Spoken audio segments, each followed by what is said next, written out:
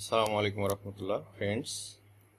24 inch LED TV panel রিপেয়ারের কাজ দেখাবো। তো ফ্রেন্ডস, এই হচ্ছে 24 ইঞ্চি প্যানেল।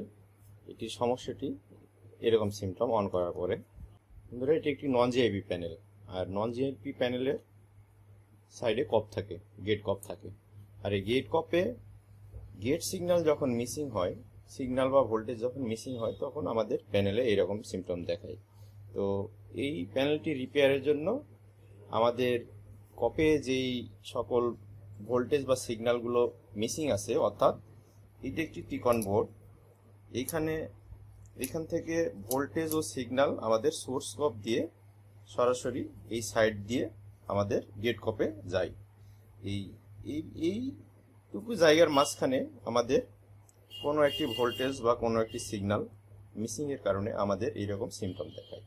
তো আমি দেখবো যে কি কি সিগন্যাল এবং ভোল্টেজ মিসিং আছে। এই সিগন্যাল এবং ভোল্টেজগুলো আমি এই টিকন বোর্ড থেকে এই গেট কপে বাইপাস করে দিব, আর গেট কপে বাইপাস করে দিলেই আমাদের এই প্যানেলটি রেডি হয়ে যাবে। তো আপনারা যারা সিআরটি টিভির কাজ করেন, এলইডি টিভির কাজ করতেছেন, বিশেষ করে সব কাজই করতে পারেন, কিন্তু অনেক টেকনিশিয়ান আছে যারা আপনার এই কপের যে টেস্ট পয়েন্টগুলো আছে, এই টেস্ট পয়েন্টে আর সোল্ডারিং করার সময় এইগুলো নষ্ট করে ফেলতেছেন। কপগুলো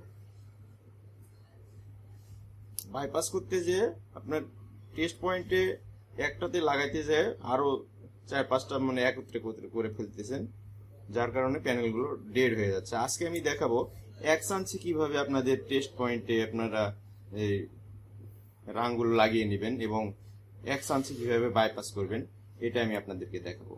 তো বন্ধুরা, আমি দেখে নিই আমাদের কোন সিগন্যাল এবং ভোল্টেজগুলো মিসিং আছে। সেই সিগন্যাল এবং ভোল্টেজগুলো আমি মিটার দিয়ে টেস্ট করে আমি এই চেক করে আমি ফল্টগুলো বের করব এবং আমি এই মিসিং লাইনগুলো বাইপাস করব এবং দেখব আমাদের প্যানেলটি রেডি হয় কিনা। তো বন্ধুরা, আমি কাজটি রেডি করে আমি আপনাদের সাথে শেয়ার করব। তো ফ্রেন্ডস, আমি ফল্টটি ফাইন্ড আউট করে নিয়েছি। তো এই মুহূর্তে আমরা কপে যেই সিগন্যাল বাইপাস করব, এখানে কপের উপরে এক ধরনের প্রলেপ থাকে। এই প্রলেপটা আমরা সর্বপ্রথম রিমুভ করব। তো কাটার ব্লেড দ্বারা আমরা সুন্দর করে টেস্ট পয়েন্টের উপরে যেই প্রলেপটা আছে, এই প্রলেপটা রিমুভ করতেছি। তো এরকমভাবে আপনারা সুন্দর করে রিমুভ করে নেবেন। দেখুন, একটা করেছি, আরেকটা করতেছি। এরকমভাবে সুন্দরভাবে টেস্ট পয়েন্টটি উপরে প্রলেপটি রিমুভ করে নেবেন, তাহলে আপনাদের কাজ করতে অনেক সুবিধা হবে। বন্ধুরা, আমরা দুটো টেস্ট পয়েন্ট পরিষ্কার করে নিয়েছি। এই দুটো কপে আমরা বাইপাস করব।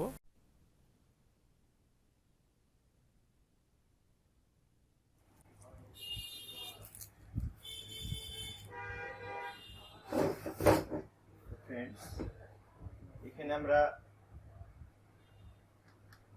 কপে ঢালাই করার সময় আমরা এই পোর্ট কানেকশনের সঙ্গে আমরা সংযোগ করে ফেলি এবং অবশ্যই কপগুলো নষ্ট করে ফেলি এই কপ বাইপাস করতে যায়। তো কপ বাইপাস করার কিছু টিপস যেগুলো আমি আপনাদের সাথে আমি শেয়ার করব। দেখুন, এখানে আমি টেস্ট পয়েন্টে যেই প্রলেপটা আছে, ওই প্রলেপটা আমি উঠাই দিয়েছি এবং এখন যদি আমরা এখানে ঢালাই ধরাই, খুব সহজেই ধরে যাবে। আমি এখানে কিছু পেস্ট ইউজ করব।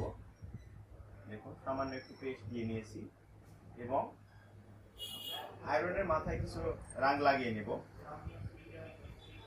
সিম্পল কিছু রাং লাগিয়ে নেব। দেখুন, এই যে এই রাংটি লাগিয়ে নেব, এই যে রাং লাগিয়ে নিয়েছি এবং এটা আমি শুধু ওখানে টোকা দেব, ওখানে আমাদের আয়রনটি ঢালাই নিয়ে নেবে। দেখুন,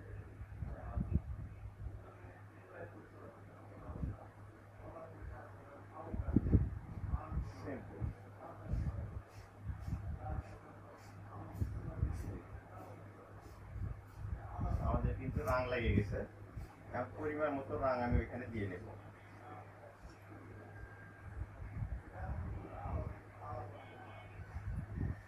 দেখুন কি পরিমাণে রাং আমি ওইখানে লাগিয়ে নিয়েছি।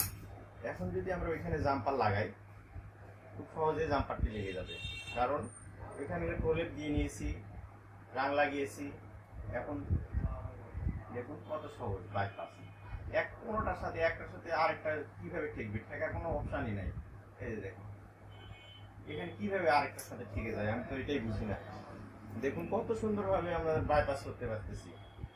এই বাইপাস গুলো কত সুন্দর হচ্ছে দেখুন, একটার সাথে আরেকটা কিভাবে লাগে আমি এটাই বুঝি না। এই টিপস গুলো, আজকে যে টিপস গুলো আমি আপনাদের সাথে শেয়ার করলাম, এই যে দেখুন এখানে একটার সাথে আরেকটা লাগার কোনো অপশনই নাই। কত সুন্দরভাবে আমরা ওয়্যারগুলো বাইপাস করে নিয়েছি। তো এটা এখন আমরা মাদারবোর্ডে কানেক্ট করব এবং দেখব আমাদের গ্রাফিক্সটি আসে কিনা। তো কপে ঢালাই দিয়ে নিয়েছি, এখন আমরা মাদারবোর্ডে ডাটা শিট অনুযায়ী, কপে ডাটা শিট অনুযায়ী মাদারবোর্ডে অর্থাৎ টিকন বোর্ডের টেস্ট পয়েন্টে আমরা এই ওয়্যারগুলো কানেক্ট করব এবং দেখব আমাদের সমস্যাটি সমাধান হয় কিনা।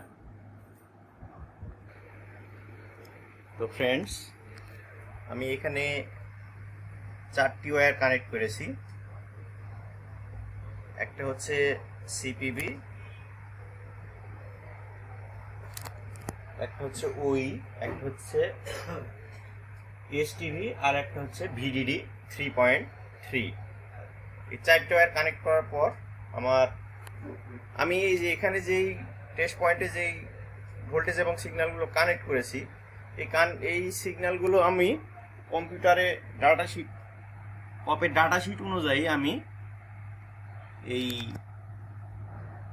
টেস্ট পয়েন্টে ভোল্টেজ এবং সিগন্যালগুলো বাইপাস করেছি এবং এই বাইপাস করার পর আমার প্যানেলের রেজাল্ট দেখব। আমি ওয়্যারটি কানেক্ট করে রেখেছি, ডিএলবিডিএসটি সেট আপ করব। দেখুন আমাদের গ্রাফিক্স চলে এসেছে,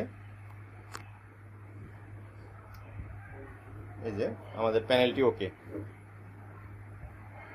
তো